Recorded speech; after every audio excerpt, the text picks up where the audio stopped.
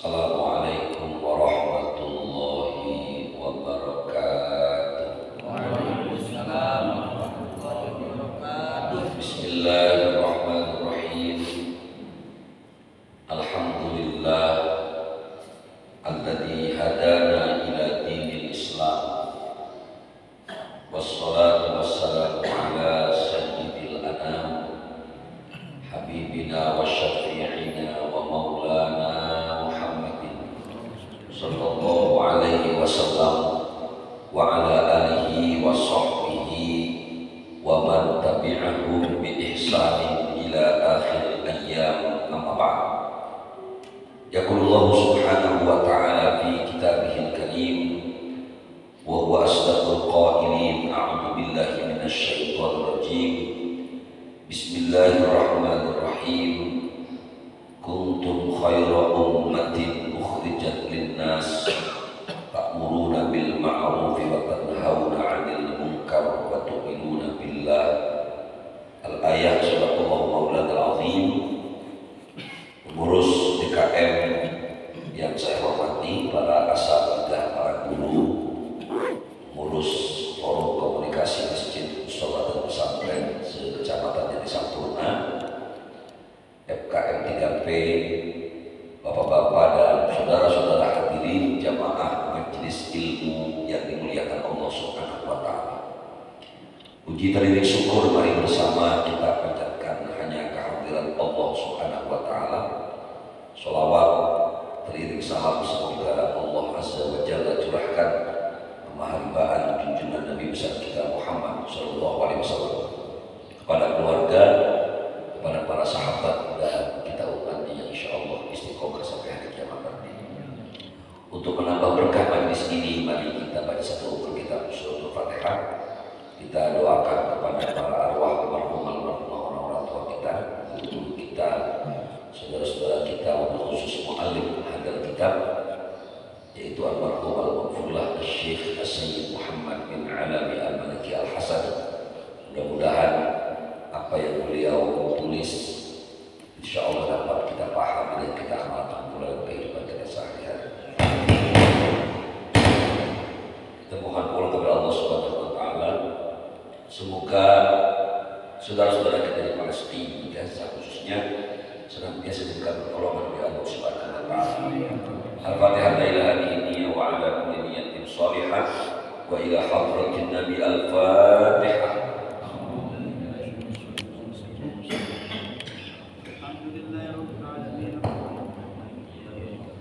Iyyaka na'budu wa iyyaka nasta'in. Shiratal mustaqim.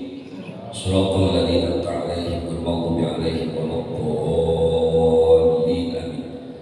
Ya Rabbi bil Mustafa balligh maqasidana waghfir lana ma mada ya wasi'al karami. Ya Rabbi bil Mustafa balligh maqasidana waghfir lana.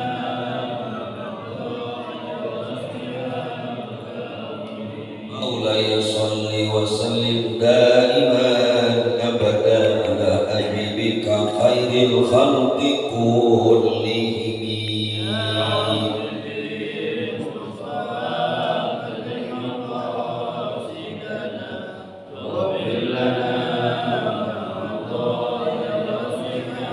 Muhammadun sayyidul kaunaini wal aqalaini wal fariqaini min urbin wa min ajami. Ya Rabb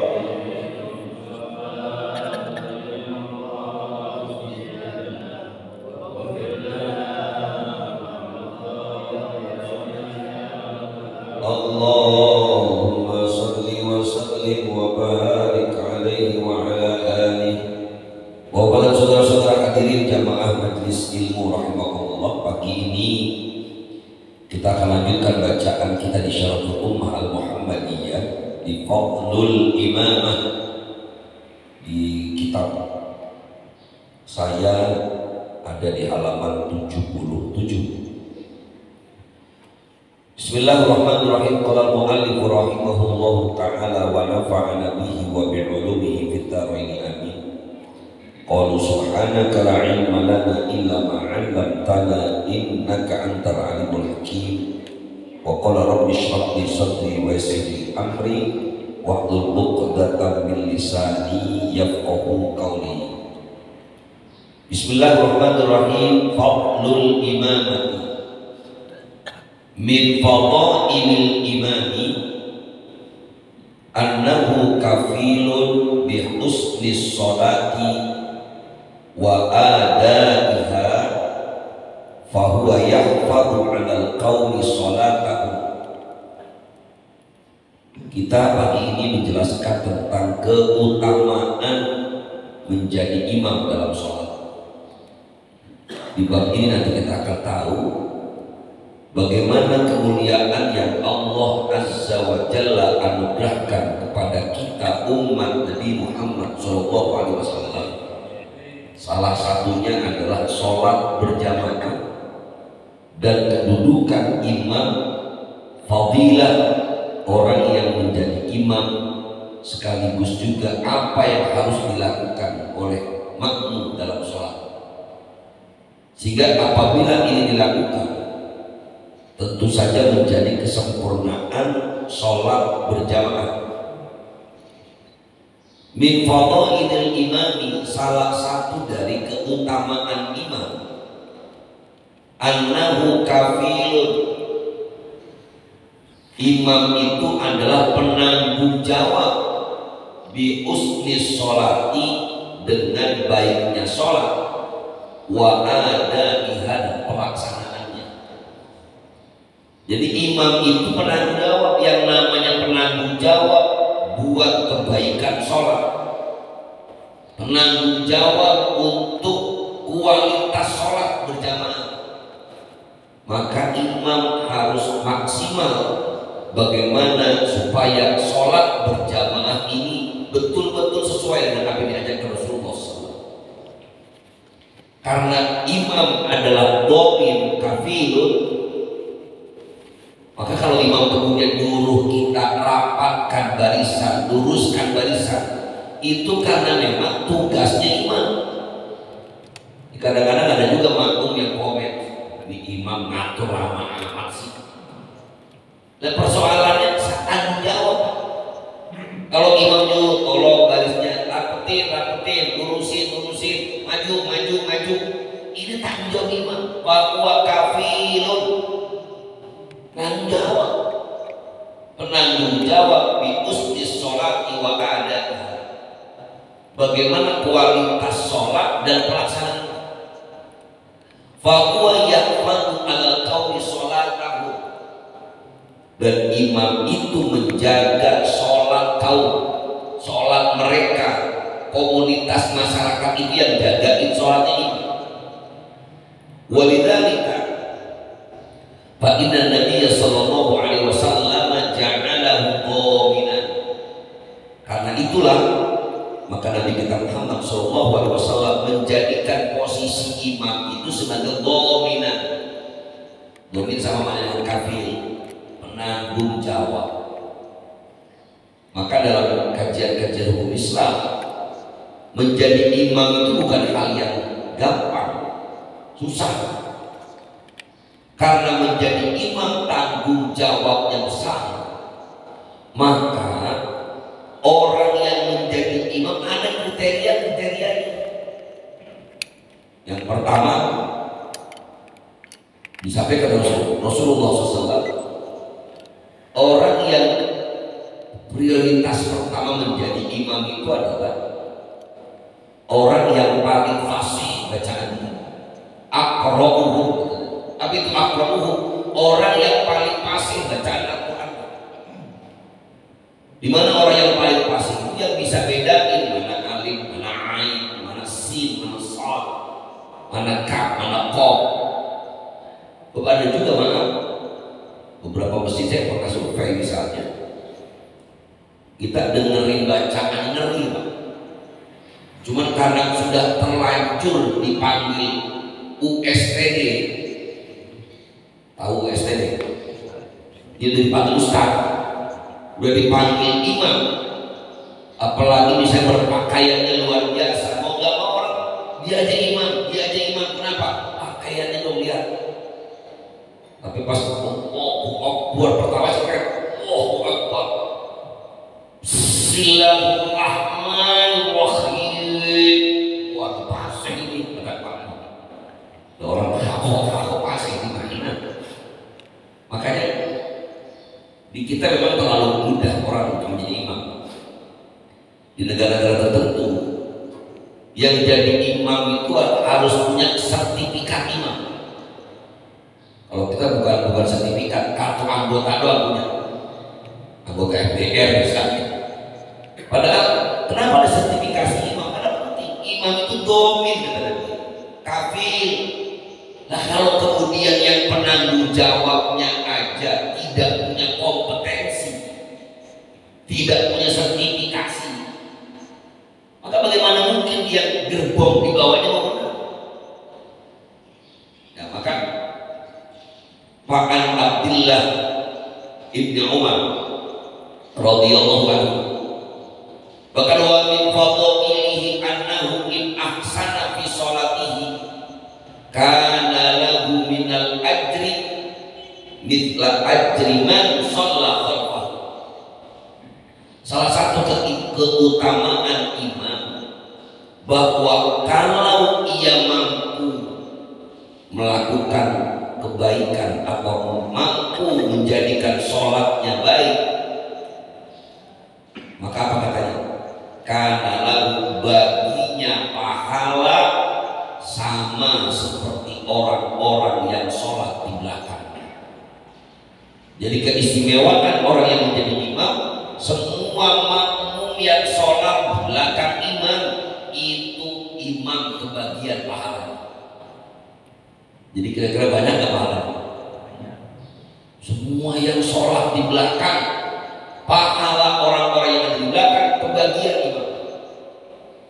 Bahkan Abdullah bin Umar radhiyallahu anhu, maka diriwayatkan dari Abdullah bin Umar radhiyallahu anhu anna Rasulullah sallallahu alaihi wasallam, bosnya Nabi Muhammad sallallahu alaihi wasallam bersabda, man amma qauman, siapa orang yang menjadi imam pada satu kaum, falyattaqillah, maka bertakwalah kamu kepada Allah, wal ya'lam annahu dhaminun mas'ulun lima dhamina. Berat ini imam. Kata Nabi kita Muhammad SAW, ketahuilah bahwa imam itu penanggung jawab, mas'ulun lima dhamina, akan dimintai pertanggungjawabannya dari apa yang dia tanggung. Aksana kana lahu minal ajr wa in aksana kana lahu minal ajri mithlu ajri man shalla khalfahu min ghairi an yanqusa min ujurihim syai'an wa ma kana min naqsin fa huwa alaihi.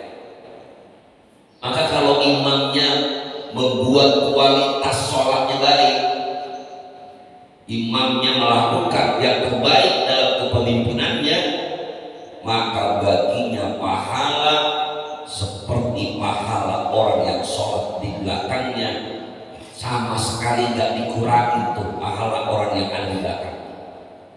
Jadi ketika pahala orang yang ada di belakangnya dikasih nama imam, bukan berarti makmum pahalanya dikurangi, enggak. Jangan dianggap wah kalau begitu makmum patungan dong ngasih pahala imam, enggak.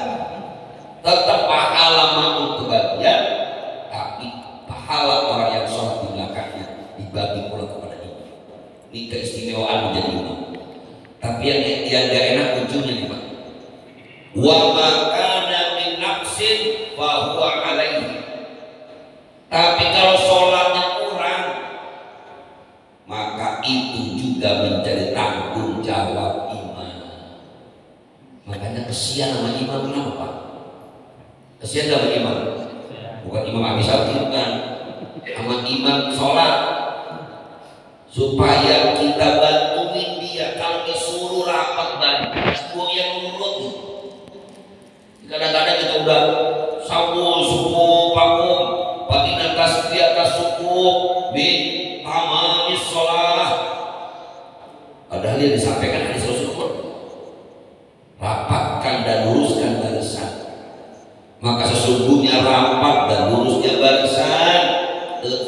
penyempurnaan sholat berjamaah. Sekali diomongin rapat sendiri, nggak usah dorong-dorongan, dulu aja dah. Karena kalau nanti ini kualitas sholat berjamaahnya kurang, maka nanti akan dimintai pertanggungjawabannya. Maka tadi saya bilang, pertama cari yang paling bagus bacaan. Kalau dicari aqra'uhum, nomor 2-nya afqahuhum fiddin. Imam harus orang yang paling mengerti agama. Jadi ada aqra'uhum, kemudian afqahuhum, baru yang ketiga akbaruhum sinnan, orang yang paling senior, paling fasih bacaannya, paling mengerti ilmu agama, paling senior. Jadi ini yang dicari dulu. Kalau nanti tiga-tiganya nggak ada, kriteria ini minimalkan ini. Pertama dulu sama kedua. Boleh nggak yang lebih muda? Boleh, asal dia fasih bacaannya, lebih mengerti ilmu agama. Boleh nggak kurung orang paling tua? Cek dulu, fasih nggak bacaan. Kalau cuma tua bacaannya nggak fasih, belakangan.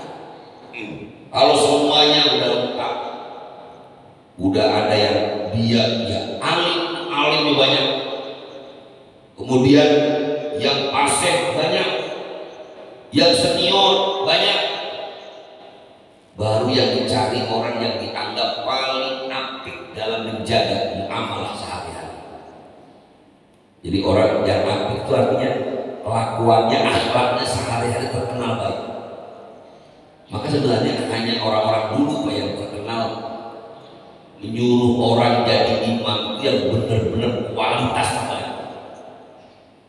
Gak pernah kelihatan tuh imam nongkrong cekakak-cekikik di warung. Itu aja di kriteria, Pak. Gak ada imam waktu itu di zaman kita kecil dulu yang memang terlalu banyak berkurang. Mereka rata-rata orang yang serius, yang punya wibawa di masyarakat. Ini makanya jadi imamnya berat. Kemudian wa min fadhilihi annahu yaumal qiyamati ala kathibin min miskin la yahuluhul fasahul akbar wa la yanaluhul hisab. Kama jaa fil hadithi an Abdullah bin Umar radhiyallahu anhuma anna Rasulullah sallallahu alaihi wasallam qala thalathatun ala kuthbanil miski arahu qala yaumal qiyamah abdun adda haqqallah wa aqama walihi wa rajulun amma qauman wa hum bihi radun wa rajulun yunadi bis salawati khamsi fi kulli yaumin wa lailatin. Kata Nabi kita Muhammad sallallahu alaihi wasallam, ada 3 manusia yang kelak akan mendapatkan pakaian ataupun yang Allah berikan anugerah wanginya seperti minyak misik. Aku melihatnya, kata Nabi, di hari kiamat. Yang pertama, abdun, seorang hamba yang memenuhi hak Allah dan hak pemimpinnya. Yang kedua, seorang laki-laki yang menjadi imam kaumnya, wa hum bihi radun, dan mereka ridho padanya. Di kalimat wa hum bihi radun juga penting, karena kalau ada orang yang sholat berjamaah, imamnya dikeseliman, ini makruh, malah bukan dapat pahala, makruh. Tapinya dia imam, tapi makmumnya gede buat imam. Ada yang begitu? Kita sholat nih pasti imam, ya imamnya dia. Udah enak banget ini. Tapi alasan jelas, bukan enak personal, bukan kesel, pasti kesel sama dia. Habis mantan gue itu bininya dia, lain itu apa? Ini mah kenapa sih kesel banget ya? Gue tahu banget itu orang yang jadi imam sekarang. Orang kemarin mau ketemu di pondok Rambon atau main gaplek kau biar.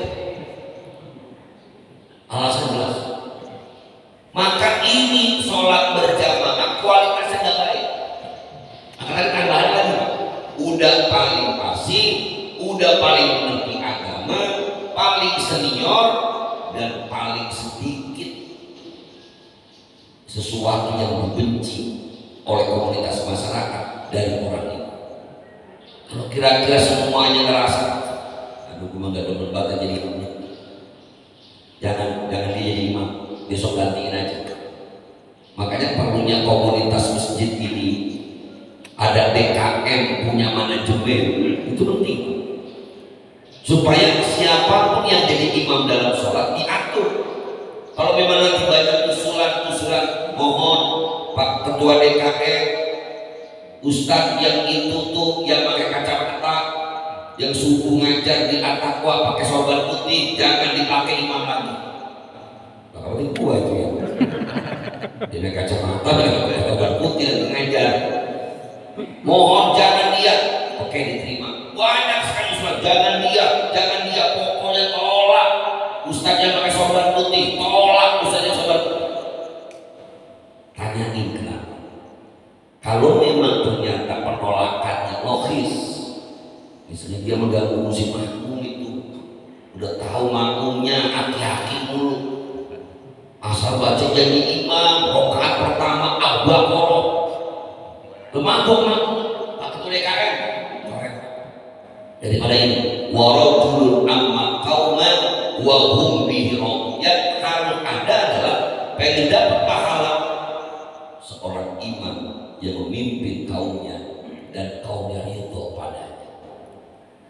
Bosku, yang imam udah asal banget teh, pokoknya khusyuk. Emang kenapa? Bacaannya juga enak, gerakannya juga sedang, pilihan surat juga gak terlalu panjang. Ada peserta Pak Imam yang itu mentang-mentang pendek, Bismillahirrahmanirrahim, Allahu Akbar, hebat imam, jangan juga Pak. Jadi yang sedang-sedang aja. Yang ketiga, warajulun yunadi bis shalawat al-khamsi fi kulli yawmin wa lailatin. Ini bagian juga seorang laki-laki yang kerjaannya adzan pada sholat 5 waktu setiap malam, setiap siang dan malamnya. Jadi orang yang adzan juga pahalanya bagus. Wa man ahsanu qawlan mimman da'a ila Allah wa 'amila shalihan. Wa man ahsanu qawlan mimman da'a ila Allah wa 'amila shalihan. Tidak ada satupun ucapan yang terbaik dari orang yang mengajak menyeru kepada Allah. Allahu Akbar, Allahu Akbar, tidak ilmu.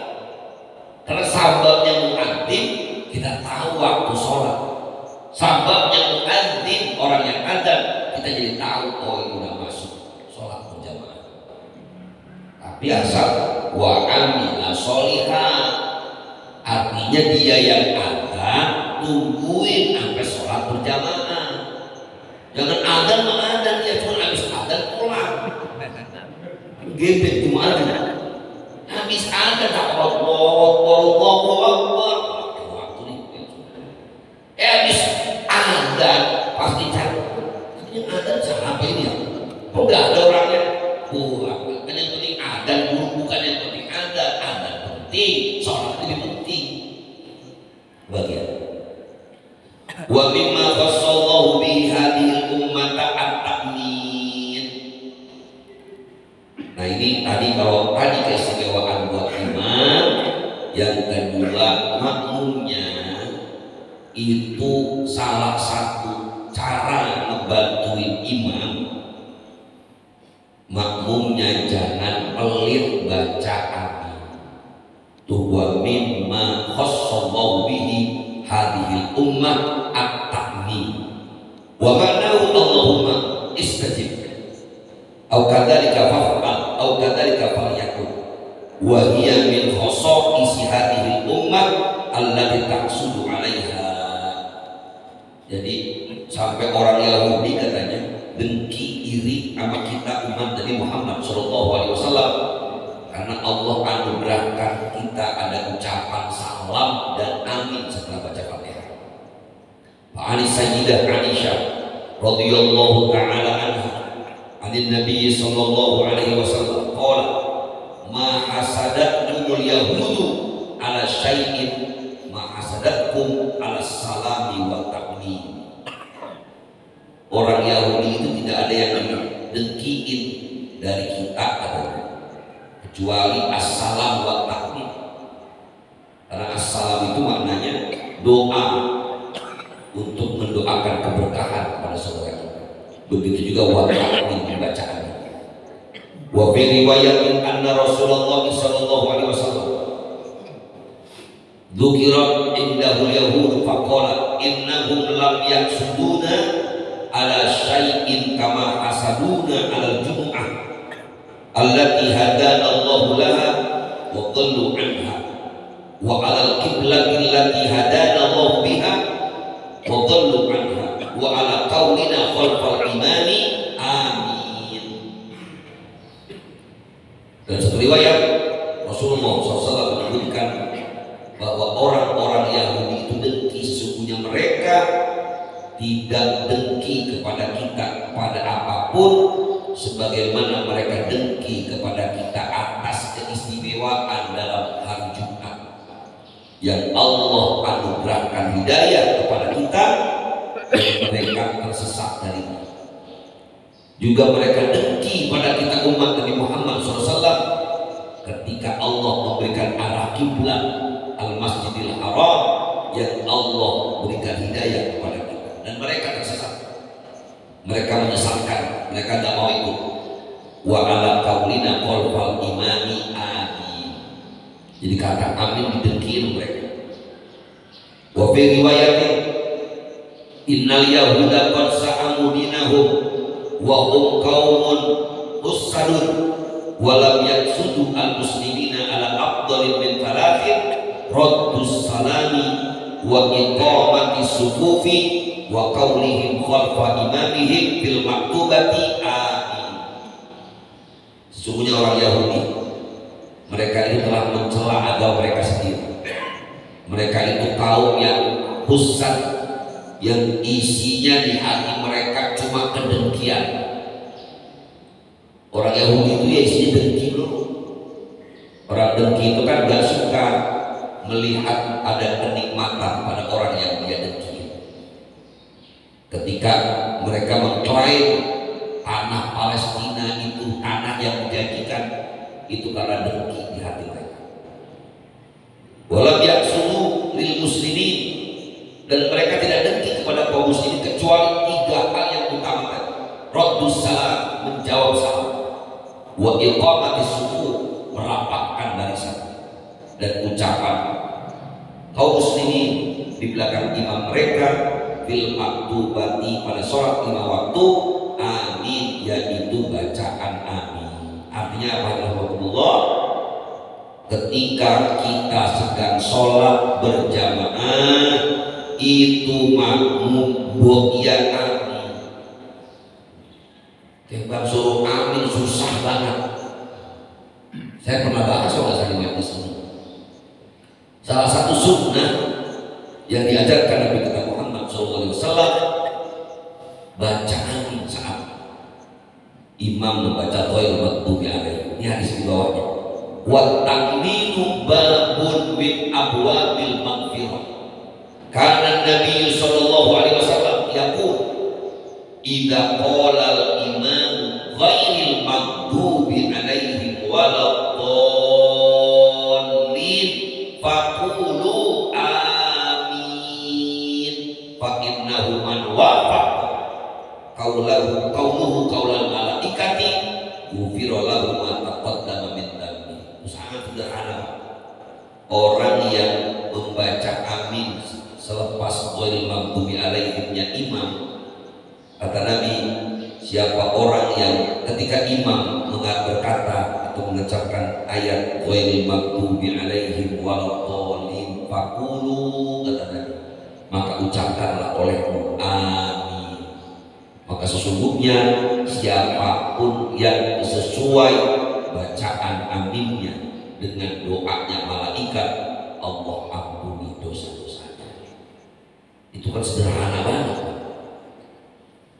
Masa orang jadi imam baca ghairil maghdubi alaihim, udah kita diam aja, jangan ada yang baca amin. Sepi serius sholat. Suratul ladzina an'amta 'alaihim ghairil maghdubi 'alaihim waladdallin.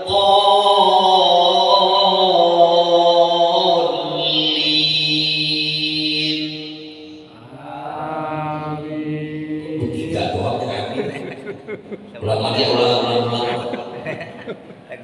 Siratal ladzina an'amta 'alaihim ghairil maghdubi 'alaihim waladdallin.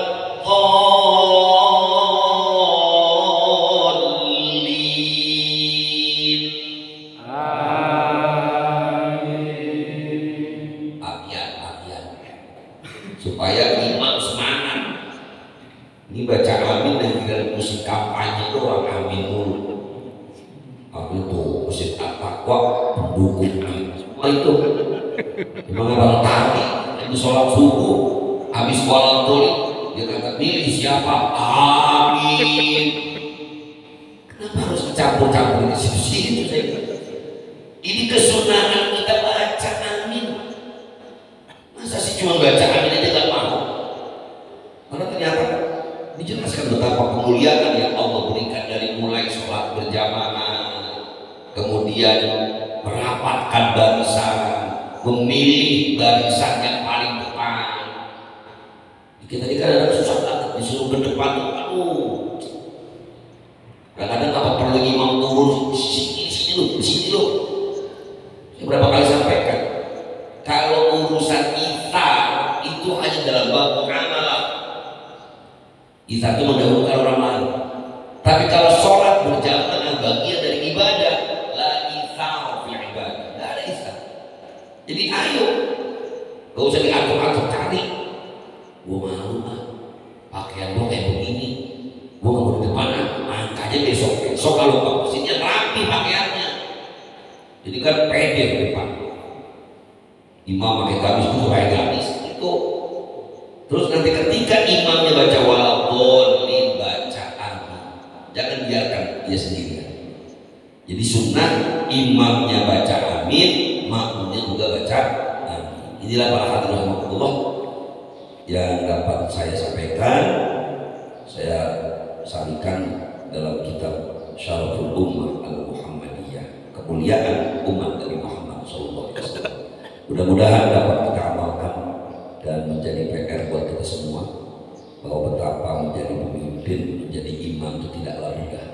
Ya. Baik imam dalam sholat, apalagi imam dalam skop yang lebih besar lagi.